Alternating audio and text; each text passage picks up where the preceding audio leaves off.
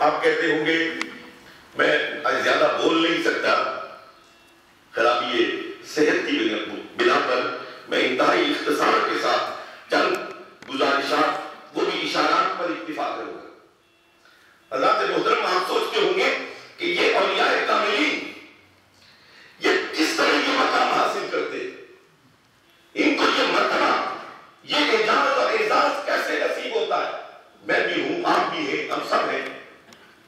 میرے بھائی عبداللہ کاشمی صاحب نے میرے بارے میں بہت محبت بھرے جملے کہے، لیکن میں خدا کو گواہ بنا کے کہتا ہوں، مسجد میں بیٹھا ہوں، میرے پاس سوائے نسبت کے اور کچھ نہیں ہے، میرے پاس صرف نسبت ہے اولیاء کاملین کے خاندان کے ساتھ وابستگی کی، اس کے علاوہ کچھ نہیں۔ میں بہت بے عمل آدمی ہوں، اور جب کبھی پیچھے مڑ کر اپنی کسی کامیابی کو دیکھتا ہوں، اپنی کسی عزت اور توقیر کو دیکھتا ہوں، تو سوائے اپنے بزرگوں کی دعاؤں کے اور کچھ نظر نہیں آتا، کچھ نظر نہیں، صرف ان کی دعائیں اور وہ نسبت ہے جس کی وجہ سے اللہ رب العالمین نے لوگوں کے دلوں میں محبت ڈالی ہوئی ہے، محبت ڈالی ہوئی ہے۔ وہ ان کے ساتھ محبت تھی نا، تو وہ کان ابوہما صالحا، لوگ کہتے ہیں اس کے بھی باپ دادا بڑے اچھے تھے، بڑے نیکوکار تھے، ہم ان سے بھی محبت کرتے ہیں، اس سے بھی محبت کرتے ہیں۔ لیکن وہ حقیقی اولیاء کاملین، وہ مومنین، وہ صادقین اس مقام اور مرتبے پر کیسے فائد ہوتے ہیں؟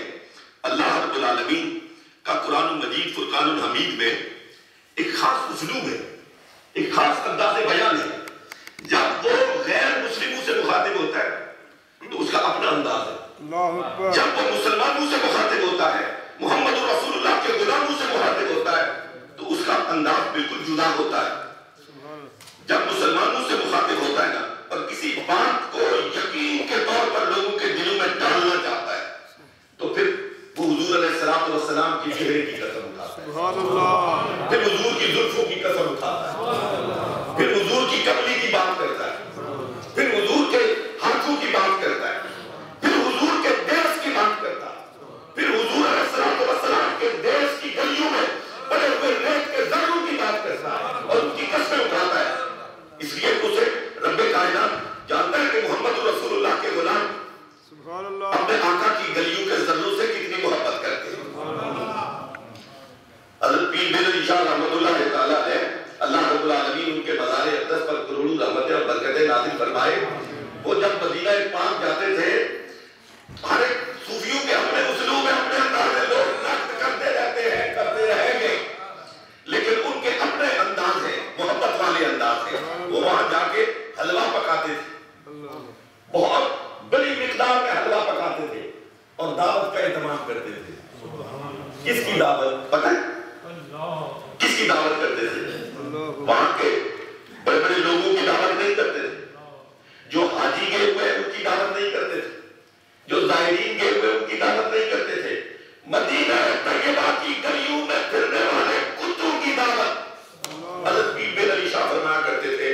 اور دعوت کا انداز کیا ہوتا تھا کہ آپ کے خادمین پیچھے پیچھے حلوہ اٹھائے ہوئے گا رہے ہوتے تھے اور آپ مدینہ طیبہ کی گلیوں میں پھرتے تھے، مدینہ طیبہ کی گلیوں میں پھرتے تھے، جہاں کہیں کوئی رسول اکرم صلی اللہ علیہ وسلم کی گلی کا کتا نظر آ جاتا، آپ حلوہ اٹھا کے اس کے آگے رکھتے تھے اور اس کی میزبانی فرماتے تھے۔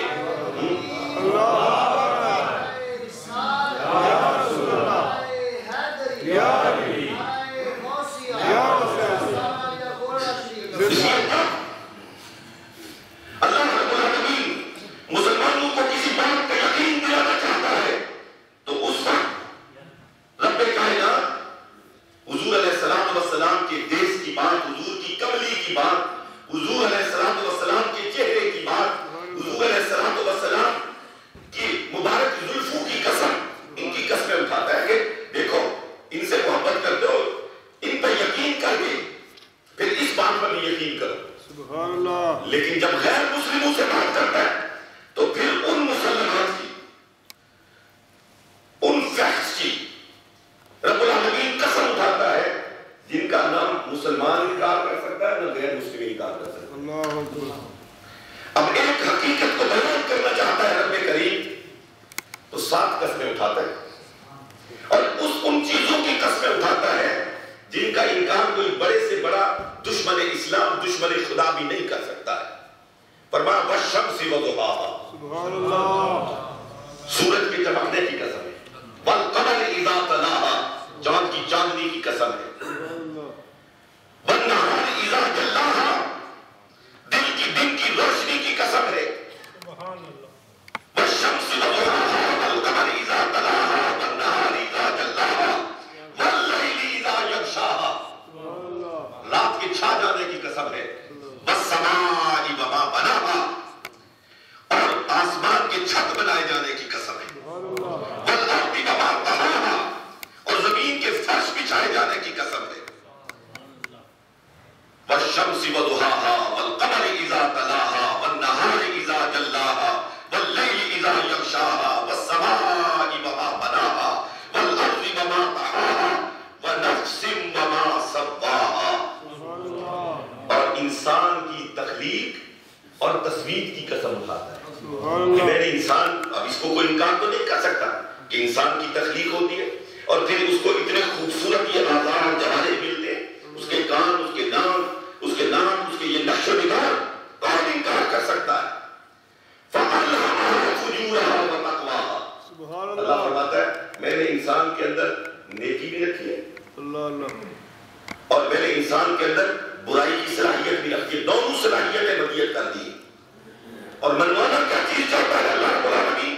فَأَلْهَمَهَا فُجُورَهَا وَتَقْوَاهَا قَدْ أَفْلَحَ مَنْ زَكَّاهَا وَقَدْ خَابَ مَنْ دَسَّاهَا, جس نے اپنے نفس کو پاک کر لیا, اپنے نفس کو پاک کر لیا, جس نے اپنے نفس کو پاک کر لیا وہ کامیاب ہو گیا. جس نے جھاڑو لیا اپنے ہاتھ میں, جھاڑو لیا اور اپنے اندر سے کفر کو نکالا, گستاخی رسول کو نکالا, جس نے جھاڑو لیا اور اپنے اندر سے بغض کو نکالا, عناد کو نکالا, بدکاری کو نکالا, شراب خوری کو نکالا, حسد کو نکالا, اور تمام بیماریاں جو اخلاق کے حسنہ کو دیمک کی طرح چاٹتی ہے ان کو نکال کے باہر کیا, اور اپنے دل میں خدا کا وسیلہ کیا, محمد رسول اللہ صلی اللہ علیہ وسلم کے نور سے اپنے قلب و ذہن میں اجالا کیا. فرمایا قد افلح, وہ کامیاب ہو گیا. اور دیکھیے میں ایک بات آپ سے عرض کرنا چاہتا ہوں کہ یہ بڑی عجیب و غریب چیز ہے, یہ بڑی بے پناہ صلاحیتوں کا مال ہے.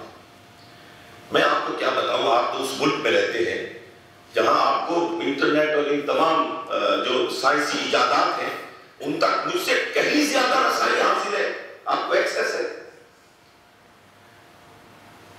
جب اس کا دماغ روشن ہوتا ہے, جب اس کا دماغ روشن ہوتا ہے تو یہ ستاروں پہ کمندے ڈالتا ہے, ستاروں پہ کمندے ڈالتا ہے. جب اس کا دماغ روشن ہوتا ہے ہزاروں من لوہے کو ہوا کی دوش پر اڑاتا ہوا نظر آتا ہے.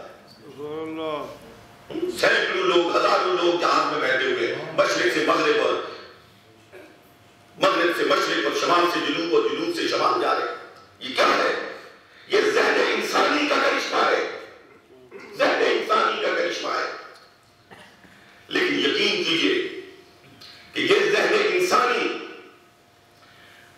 ترقی کی اپنی آخری حدوں کو چھوتا ہے. اس کی پرواز آسمان کے نیچے نیچے رہتی ہے, سبحان اللہ, آسمان کے نیچے نیچے رہتی ہے, نیچے نیچے رہتی ہے آسمان کے. لیکن جب اس کا دل پاک ہوتا ہے, جب اس کا دل صاف ہوتا ہے, دل صاف ہوتا ہے, تو پھر اس کی پرواز آسمانوں کے نیچے نہیں رہتی ہے, پھر یہ زمین پر بیٹھ کر لوح محفوظ پر لکھی ہوئی تقدیروں کو پڑھتے ہیں. دل کو پاک کرنے کی ضرورت ہے, دل کو صاف کرنے کی ضرورت ہے. یہ حضرت جنید بغدادی رحمت اللہ تعالی علیہ کے ماموں تھے حضرت سری السخطی رحمت اللہ تعالی. نام سنا ہوئے؟ ویسے عام طور پر کہا جاتا ہے سری سکتی, سری سکتی نام نہیں ہے, سری السخطی رحمت اللہ تعالی علیہ کا اصلی اسم گرامی. یہ اپنے بھانجے حضرت جنید بغدادی سے اکثر و بیشتر کہتے تھے کہ بیٹا بات جمع کرو، بات کہا کرو. آپ کہتے ہیں ماموں میرا ادھر دل نہیں لگتا، بس یہ آپ کریں میں نہیں کر سکتا. وہ اپنے اللہ کی ضربے لگاتے تھے. اللہ اکبر. ایک دن دیکھیے جب دل روشن ہوتا ہے تو پھر کیفیت کیا ہوتی ہے، پھر ان کیمروں کی ضرورت نہیں پڑتی ہے، پھر کیمرے کی آنکھ کی ضرورت نہیں پڑتی ہے. روز کہتے آپ روز انکار کر دیتے. ایک دن سوئے ہوئے تھے، خواب میں بددعا کا چہرہ آ گیا، سجا کی زلفیں سے اپنے گانے لگی، اور سرکار علیہ السلام نے ارشاد فرمایا کہ جنید واہ بھی کیا کرو. آنکھ کھلی، ابھی نماز فجر بھی نہیں ہوئی تھی کہ جا کے ماموں حضرت سری السختی رحمت اللہ تعالی علیہ کے گھر کا دروازہ کھٹکھٹایا. آپ باہر تشریف لائے، چہرے پہ مسکراہٹ، چہرے پہ مسکراہٹ. حضرت شیخ سری السختی رحمت اللہ علیہ کے چہرے پہ مسکراہٹ کھیل رہی تھی. حضرت جنید بغدادی نے کہا ماموں آج جمعہ ہے، آج جمعہ المبارک ہے، جمعہ کے موقع پر واز میں کروں گا، آج میں واز کروں گا. شیخ سری السختی نے کیا جواب دیا؟ شیخ سری السختی رحمت اللہ علیہ نے فرمایا بیٹا ہر روز ہم سے انکار کیا کرتے تھے، ہر روز ہم سے انکار کیا کرتے تھے، آج بھی ذرا انکار کر کے دیکھتے. یہ رابطے کیسے ہوتے ہیں، پھر یہ تعلق کیسے بنتے ہیں، پھر گزارے کیسے ہوتے ہیں، پھر کیمرے کی آنکھ سے نہیں وہ دل کی آنکھ سے برطانیہ میں بیٹھ کر حضور کی بارگاہ میں حاضری لگواتے ہیں. حاضرین محترم، جمعے کا وقت آیا، حضرت جنید بغدادی منبر پر بیٹھے، وعظ فرمانا شروع کیا. جب اختتام پر پہنچے تو مجمع کے آخر میں سے ایک شخص کھڑا ہو گیا جس نے جبہ اور دستار پہنی ہوئی تھی، شکل اور لباس کے طور پر عرب لگ رہا تھا. اس نے کہا شیخ میں آپ سے ایک حدیث کا مطلب پوچھنا چاہتا ہوں. کہاں پوچھو؟ کہاں حدیث ہے اتقوا فراست المؤمن فإنه ينظر بنور اللہ. مومن کی فراست سے بچو، وہ اللہ کے نور سے دیکھتا ہے.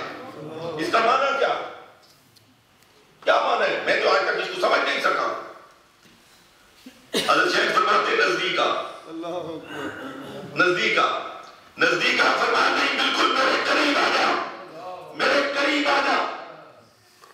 جب بالکل قریب آ گیا تو آپ نے فرمایا بٹن کھول، اپنے جبے کے بٹن کھول اور جبے کے اندر چھپائے ہوئے اس زنار کو توڑ ڈال. آج تیرے ایمان لانے کا وقت آ گیا ہے. ہاتھ آگے کر اور میں اشہد ان لا الہ الا اللہ و اشہد ان محمدًا عبدہ و رسولہ. وہ غیر مسلم تھا اور جاننا چاہتا تھا کہ حدیث بھی صحیح ہے یا نہیں، اور واقعی مومن کامل کی فراست بھی کوئی ہے کہ نہیں. اسے معلوم ہوا حدیث بھی درست ہے اور مومن کامل کی فراست پر بھی مجھے یقین حاصل ہو گیا ہے.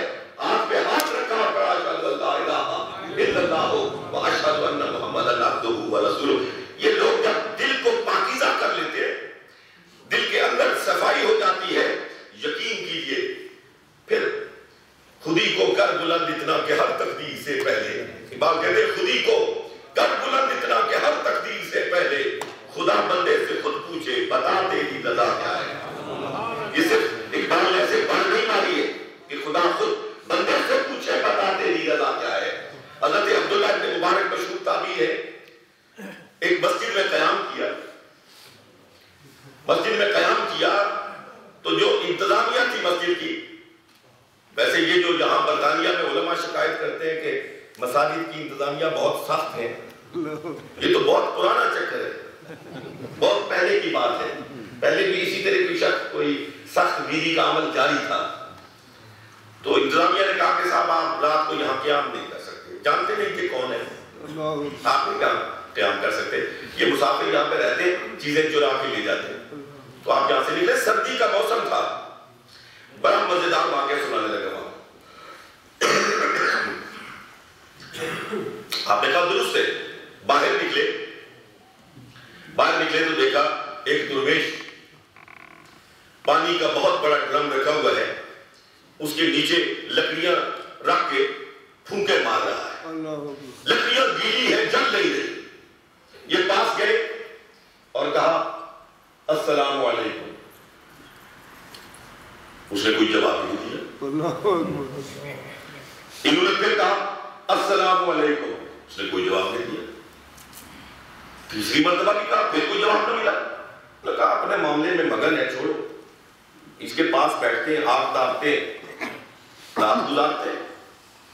پاس بیٹھ کے ادھر میں پھونکے مار مار مار کے اس نے آگ کو خوب روشن کر دیا۔ جب آگ خوب بڑک اٹھی تو وہ حضرت عبداللہ ابن مبارک کی طرف مڑا اور کہا وعلیکم السلام ورحمۃ اللہ وبرکاتہ۔ آپ نے فرمایا عجیب آدمی ہو، میں نے 3 دفعہ تمہیں سلام دیا، تم نے جواب نہیں دیا، اب جب میں خاموش ہو گیا تو تم نے جواب ڈال دیا۔ اس نے کہا دیکھیے مسلمانوں غور کیجئے گا، ایک وقت ہم پہ یہ تھا اور کچھ لوگ ہم میں سے ایسے ہوا کرتے تھے اور ایسا کرنے والے آج بھی موجود ہیں، ورنہ قیامت آ جائے۔ اس نے کہا میں یہ آگ جلانے کی مزدوری لیتا ہوں، یہ نمازیوں کے لیے میں پانی گرم کرتا ہوں، صبح کی نماز کے لیے نمازیوں کو گرم پانی کی ضرورت، میں اس کو پورا کرنے کے لیے پانی گرم کر رہا تھا، آگ جل نہیں رہی تھی، میں اس کو پھونکے مار رہا تھا۔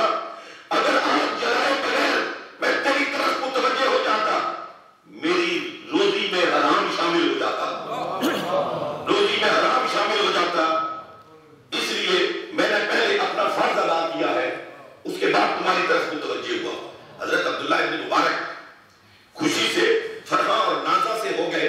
فرمایا بابا جی اگر آپ کی نیکی اور تقوی اور طہارت کا یہ عالم ہے تو میں آپ سے ایک سوال کر سکتا ہوں؟ دیکھا پوچھو۔ نے کہا کہ تم اتنے اللہ کے قرب کی منزل پر فائد ہو، کبھی اپنے رب سے کچھ مانگا بھی ہے؟ کبھی اپنے رب سے کچھ مانگا ہے؟ کہا ہاں 2 تمنائیں کی۔ کہا کیا تمنا کی ہے؟ کہا میں نے سنا ہے اس وقت دنیا میں ایک بہت بڑا ولی ہے، بڑا متقی ہے، بڑا صالح ہے، نام اس کا عبداللہ ابن مبارک ہے، نام اس کا عبداللہ ابن مبارک ہے۔ میں نے اپنے رب سے درخواست کی تھی مولا اس کی زیارت نصیب فرما، اس کی زیارت نصیب ہوتا ہے۔ آپ نے فرمایا بابا یہ بات تو تیری آپ نے سن لی ہے، میں ہی عبداللہ ابن مبارک۔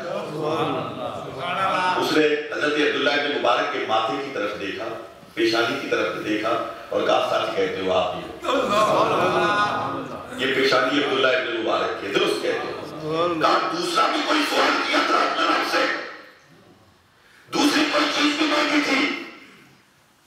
فرمایا ہاں ایک اور چیز مانگی تھی۔ وہ کیا تھی؟ عرض یہ تھا مولا اگر عبداللہ ابن مبارک مل جائے میں اپنا سر اس کے قدموں میں رکھوں اور اپنی جان آفری کی فکر کروں۔ یہ کہا اور اس نے اپنا سر حضرت عبداللہ ابن مبارک کے قدموں میں رکھا۔ آپ نے اس کو سیدھا کیا تو وہ اشہد ان لا الہ الا اللہ و اشہد ان محمدًا عبدہ و رسولہ پڑھ کر اپنی جان آفری کے سپرد کر رہا تھا۔ اس کو کہتا اقبال کے خودی کو کر بولا اتنا کہ ہر تقدیر سے پہلے خدا بندے سے خود پوچھے بتا دے نہیں رضا کیا۔ یہ جو ہے نا جو اللہ کے ہو جاتے ہیں پھر اللہ رب العالمین ان کو اپنی گفتگو کا اپنی رفتار کا اپنی گفتار کا شاہکار بنا دیتا۔ ایک واقعہ میں نے پڑھا، کرتے کرتے وقت زیادہ گزر گیا، میں معافی چاہتا ہوں، میں ختم کرنے پہ آتا ہوں۔ 2 بیوی میاں، میں کوشش یہ کر رہا ہوں کہ میں ایسی باتیں آپ کی خدمت میں عرض کروں جو ذہن میں محفوظ رہے، کوئی ایسا فلسفہ نہ یہاں بھی ڈالوں کہ اوپر سے ہی گزر جائے۔ 2 بیوی میاں ایک راستے میں سفر پہ جا رہے تھے، آگے ایک درویش بیٹھا ہوا، سردی کا موسم تھا، آگ جلائی ہوئی تھی، تاپ رہا تھا، یہ پاس سے گزرے، وہاں لکڑیوں کا ڈھیر تھا، بیوی کے پاؤں سے لکڑی